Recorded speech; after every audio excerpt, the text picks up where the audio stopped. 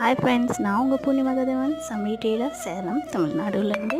இன்றைக்கி பார்த்திங்கன்னா நம்ம டெய்லி வியர் வளையல், கொத்து வளையலுக்கான வெரைட்டி தான்.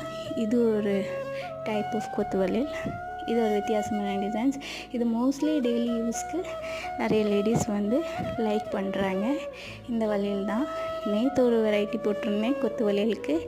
இது ஷார்ட்ஸ்னால நிறைய டிசைன்ஸ் ஒரே இதில் காமிக்க முடியாது.